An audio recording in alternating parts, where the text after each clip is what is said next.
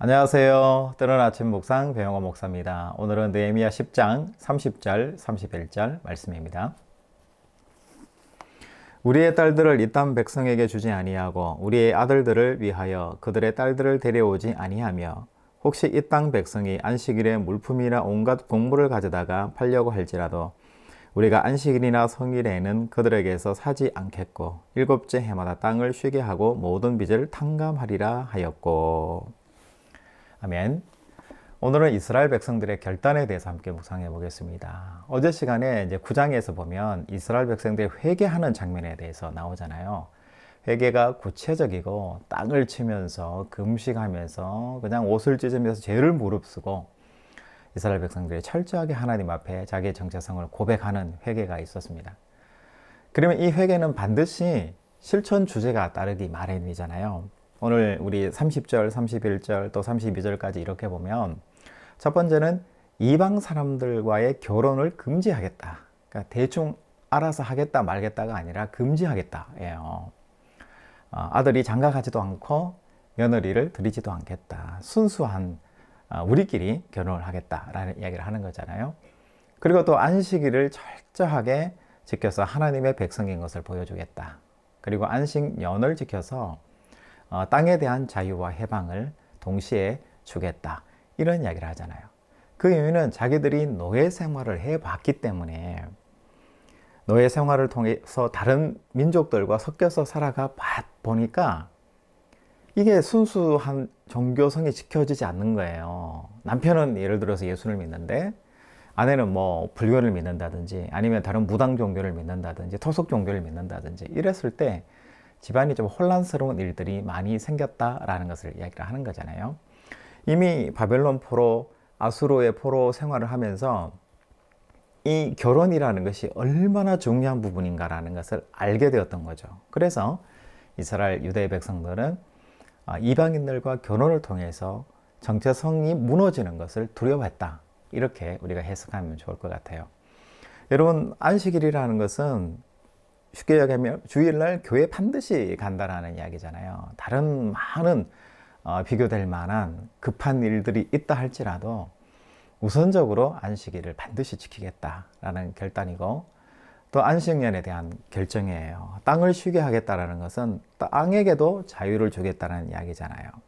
그 말은 자기들이 노예 생활을 해봤기 때문에 이 뭔가 계속 일과 노동으로 돌아가는 이 400년, 500년의 노예생활, 애굽에서의 노예생활, 또 바벨론에서의 70년의 포로생활, 정말 일과 노동의 연속이잖아요.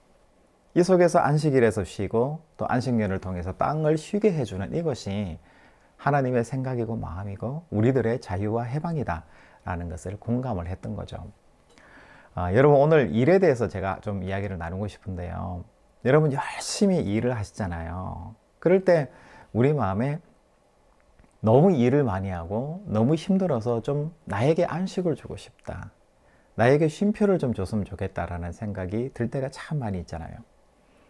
그런데 살다 보면 쉴 수가 없고요. 계속 일을 해야 되는 그 현실이라는 상황을 우리가 맞닥뜨리게 되잖아요. 그럴 때 우리는 선택을 해야 될 때가 오는 것 같아요. 무엇을 선택하고 내가 어떻게 살 것인가, 이 일에 대해서 어떤 마음을 가져야 될 것인가에 대한 생각을 하게 되는 거죠. 그럴 때 우리는 우선순위라는 것을 가지게 되는 거죠. 그 우선순위라는 것은 이왕이면 좀 더 가치 있는 것에 우리 자신들의 시간과 노력과 우리의 모든 정성을 투자하고 싶은 것, 이게 뭐냐면 우선순위를 정하는 거잖아요.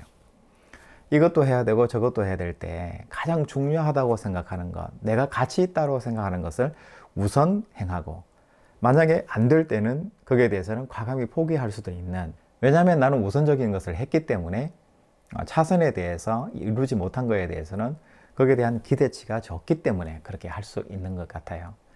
이스라엘 백성들이 오늘 보면 여러 가지 결단을 하잖아요.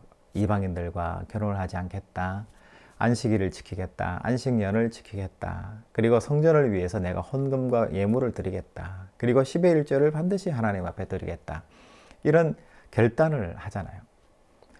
여러분 생각했을 때 굉장히 부담스럽고 힘들고 너무 애쓰는 거 아닌가, 내가 이렇게 힘들게 뭔가를 해야 되나, 내가 힘들게 이렇게 쉬지 못하고 뭔가를 계속 해야 되냐 라는 그런 생각을 하는 거죠.